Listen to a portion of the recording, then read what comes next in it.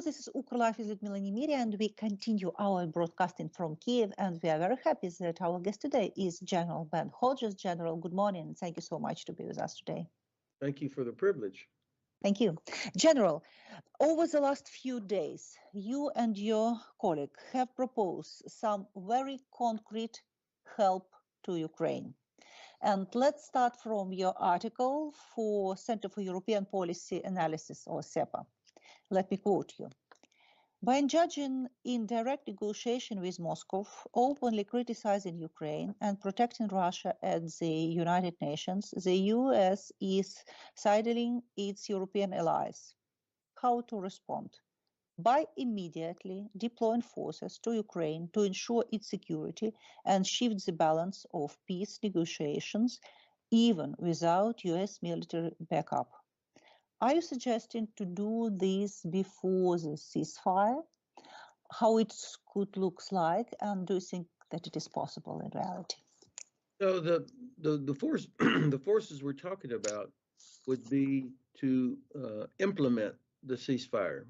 Nobody expects that Russia will live up to any ceasefire agreement, and so there will have to be a force that's there to compel them to live up to the ceasefire agreement. So that's what we're talking about, is the force that's there. Now, I think it will be months before any kind of credible force that will have the deterrent capability that Russia would respect, and to have the rules of engagement that would allow this force to punish or make Russia feel consequences when they do violate the ceasefire. So I think this is still a ways off, but I would not expect anybody to do this until we had a ceasefire agreement. And in that case, we have next very important question. How ceasefire is possible right now? Yeah. Well, of course, Russia has to agree to do it as well. And this is not something that can be forced on Ukraine or Russia by the United States. This has to be something where the Russians realize that their only hope is to get a ceasefire, but where the Ukrainians also feel safe and that they're confident that Russia would not violate the ceasefire, which is unfortunately unlikely. But step back from this for just a minute. I think we have to think about this in three phases. And I'm talking about to resolve the conflict.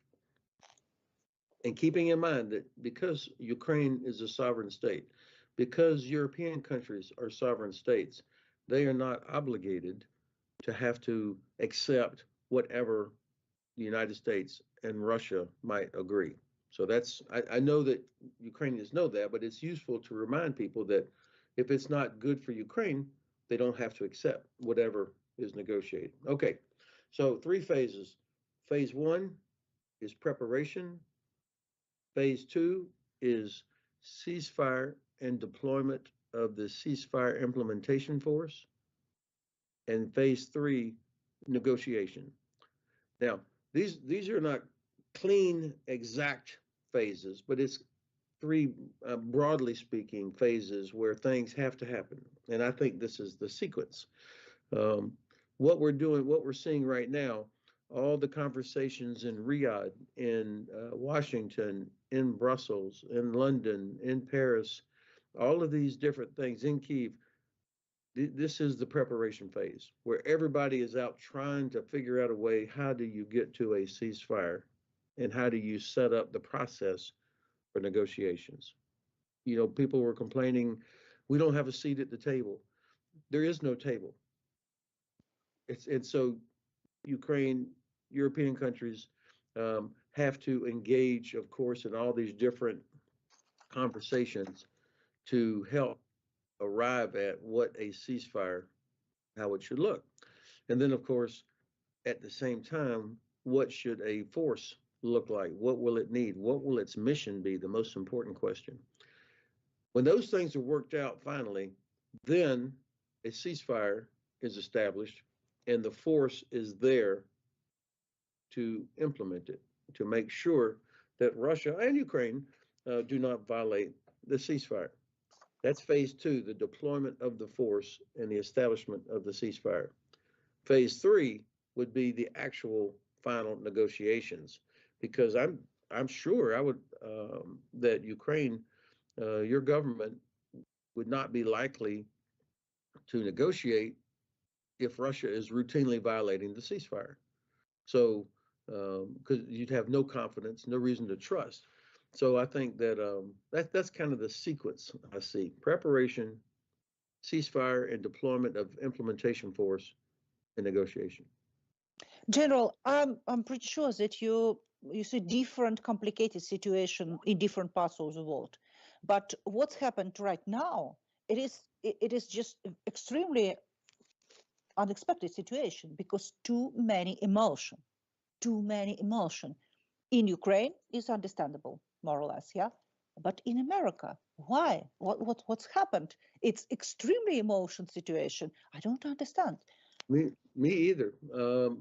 I have to say that last Friday, watching President Zelensky in the Oval Office, that was one of the worst days of my life. I mean, as a professional, it was very, very difficult to watch, to see how my president and my vice president were so rude, and the way they treated a president of a sovereign country, a democratic country fighting for survival, how he was treated in the Oval Office. I mean, I don't have any good words to describe it except to say that I was embarrassed and angry. And then, of course, two things for me that became apparent during that debacle in the Oval Office. Number one was it's very clear the mask is off, that the administration has sided with Russia, that they're no longer this, trying to be a neutral, because everything, all the criticism, all the pressure is on uh, Ukraine. So that part was hard for me as somebody who was an army officer for almost 40 years, member of NATO, to see this happening. So that was number one. Number two, I also recognize that the people around the president either don't or won't understand the nature of war and why people fight. When the president's yelling at your president, "You've got no cards," meaning there's no way you can win, you've got no advantages. I thought, well, that's not true at all.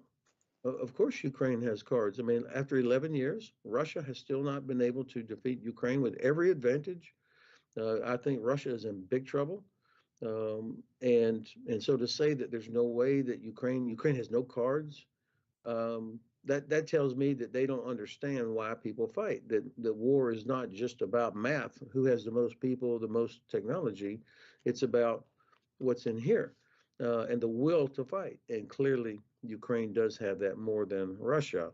Um, I mean, we lost our war against the Taliban. Clearly, the Taliban did not have the cards, but they defeated us. Same in Vietnam. The Viet Cong did not have the cards, but they defeated us. And so I think, and even in our own revolution, we did not have the cards 250 years ago against the British Empire, but we won. So that worries me, that the president and vice president and people around them don't understand the nature of war or why people fight. General, we have a very complicated situation on the different battlefields right now, and in Kursk especially, just when we talk. But I remember very good that last year, or maybe a year ago, some Americans, for example, Mr. Blinken, say that in one day the situation on the battlefield will be in some balance when non country can push forward, and it will be some balance on the battlefield. And in that situation, negotiation and ceasefire will be possible. Do you think that now we have such situations on the battlefield? I never accepted that we would get to a point where there was a balance or stalemate where neither side could win. if we were not using all of our economic tools. And we have not used all of our economic tools. We have not taken the steps necessary to wreck Russia's oil and gas industry. We have not taken the steps necessary to prevent them from exporting oil and gas to India and China. If we did that, then they would not be able to get the money they need to buy ammunition from North Korea or drones from Iran or technologies from China. So we haven't even tried to use our best weapons, which are economic weapons.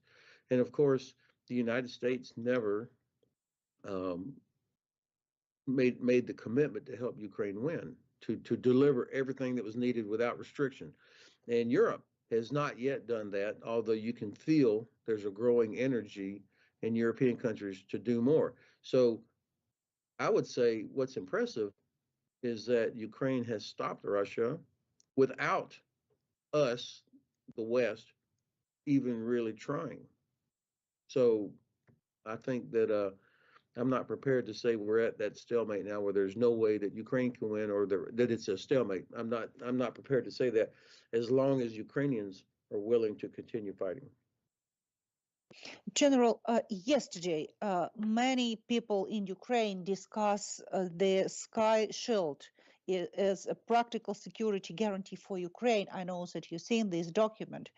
And could you tell a little bit about this strategy? What does it mean and how it could be real, how it could be realized, and when it could be realized? Because it is a very good idea for Ukrainians, you know. Well, of course, what we're talking about is trying to use Western assets to at least protect a part of Ukraine from these attacks against civilian infrastructure, against innocent people, which is the same thing we did when we were against the Houthis, shooting down missiles that were being fired out into the Red Sea against commercial shipping. It's the same thing we did in Israel, where the US, UK, France, and Jordan helped the Israeli Air Force knock down Iranian missiles that were headed towards Israeli civilian infrastructure and populations. So I know some people will be squeamish that somehow this might lead to direct confrontation with Russia, but what we're talking about is shooting down missiles and drones that are headed towards civilian targets. I think it's our duty to do this, and shame on us for not having done it yet. And if there's going to be a ceasefire implementation force, you would have to have air defense anyway before you put these soldiers out on the ground in Ukraine, where they will be subject to attack by Russian drones and missiles anyhow. So this seems to me to be an important thing to do in general to protect innocent people and infrastructure, so that so that Ukraine can use its air and missile defense in other places, but also it's a necessary step as part of our ability to deploy a ceasefire implementation force. When you say about the European-led integrated air protected zone, I just remember my last interview with some Western experts who say that America is ready to destroy the NATO. Even some experts from European countries say me that. Do you think that this is a real problem and how it could work? And do you think, because some experts, even some Western leaders say that it could happen situation where NATO will survive till the summer summit. It's unexpected thing. Do you think what will happen with NATO? Well, for the first time in my life, I have worried about actions that the president would take regarding NATO. But and whenever he does or says things that causes people to doubt American commitment, it's not good for America. I mean, this doesn't advance America's interest. So I don't understand when he says things like, Yes, of course, if there's an Article 5 attack, but we will defend only those who are doing their part of spending versus everybody. I mean, that really erodes the confidence that people have. Now, of course, he's correct, as was every other American president, to say that our allies have got to do more. But the alliance has been successful for more than 75 years because of the absolute ironclad commitment of all the nations to come to each other's um, assistance. And I'm appalled that he says things like, "Do you think the French would come to our aid?" Well, they did. Everybody in NATO came to our aid after 9/11. So either he really does not understand or doesn't care, or doesn't listen, or people around him don't have the courage to say, "Well, Mr. President, actually the French did come to our aid, as did the Poles, as did the Netherlands, as did everybody else in NATO." So um, I know he has this reputation as the big negotiator. He's the real estate guy, and so he approaches these things in a sort of transactional way. Um, I can, I'm an optimist. You've known me for years now, Lyudmila. I am an optimist, and I have to believe that enough good people that understand the importance of NATO for America will help guide us through this period. So I'm not prepared to say that he's trying to destroy the alliance, or that he plans to get out. I actually don't think he will. I think he sees this as a way to use leverage to get other people to do more of their share. I just um, It's hard to watch. Let's say a couple of words about China's position in that situation. It is very interesting that China push the European countries and Ukraine to sit around the table of negotiation table. Why China is so interested in that? Um, well, I think China's number one goal is making sure that they want stability for their own purposes, economically as well as for security. They also, I believe, want continued access to cheap Russian oil and gas. They don't want anything to disrupt that. And um, I think they also are trying to preserve all their options to do what they want to do. And so, um, but I don't know enough about their specific interests of how the Chinese might view um, a negotiated settlement as the U.S. has proposed so far versus something where Russia loses something. And of course, the Chinese, I imagine, would be prepared immediately to come in and say, "Hey, we would like the mineral deal. We would like to be the ones that to extract all this from Ukrainian soil, or let us operate the ports in Crimea or something like that." So I don't know exactly what it is, but I'm sure that they generally want stability. They want to have influence in this region of this part of Europe, and they want to continue to have cheap access to cheap Russian oil and gas. Do you think that any agreement among USA and Russia is a problem for China? Not any agreement. Um, I imagine, there are some people that talk about that the U.S. and Russia together could have more than enough power to stop China. So, some people speculate about that, and maybe there's something to it. I don't know. I don't think I don't see Russia as a reliable ally. I mean, that's not somebody that we should see that we could trust. And Russia has not changed or backed away from any of its wartime objectives. So I just don't see anything good for us siding with them. And let's back to Russia, because now many people say that Russia is not interested in ceasefire, and that is why they said that they want everything. Do you think that it's really true, and how for you looks like the military situation for Russia? I mean, their army, their strategy, their tactic, and how you understand the situation? I don't see that there's any interest on the Russian side in actually having a ceasefire. I mean, if the Russians really wanted peace, they could stop now. They could cease fire right now. They don't need us to make them cease fire. So they're not interested in doing that. And I think that the Kremlin believes that they are winning, and that because they can see that American support, the things that the U.S. government has done, turning off intelligence, stopping the flow of aid, and offering all kinds of carrots to the Russians. I mean, why would the Russians stop? Now, my president, claims to have all kinds of special negotiating powers, and that the Russians will respect him and come along. I just don't see any evidence of that. And last question: if we will have no military support from USA, do you think that Europe could compensate this from? I think that Europe, if they can work together and are willing to make some hard choices, of course they can.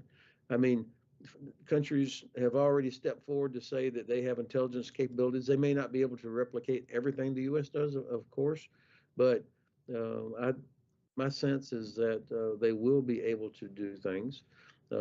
Ammunition production is much greater than maybe what we think. A lot of ammunition produced in Europe today goes to Africa and the Middle East as normal business. That could be redirected to Ukraine. Countries could invest money in Ukrainian defense industry. So I just think of course it's a terrible thing that my country seems to be backing away from helping Ukraine. But European countries recognize that it's in their interest that Ukraine cannot fail, that they want to see Ukraine successful. And I think enough countries will eventually get this done. But of course, Ukraine has things to do too, to not only continue reorganizing, but to make the changes necessary to continue to attract women and men to want to serve. And the last one, General, when you think about the Ukraine, what are you worried about? Well, number one, I worry about the innocent people that are losing their life or losing everything they own. A whole generation of young people being affected. That I worry about that, of course. And then I worry that Ukrainians lose confidence in America. I mean, governments come and go, but there's 330 million Americans, and most Americans support Ukraine. And so I hope Ukrainians will be able to separate their frustration and disappointment in our policies, separate that from knowing that millions and millions of Americans support Ukraine. General, thank you so much. Thank you so much to be with us today. Thank you. Thank you very much for the privilege, Lyudmila. Best wishes to you and your family for safety. Thank you.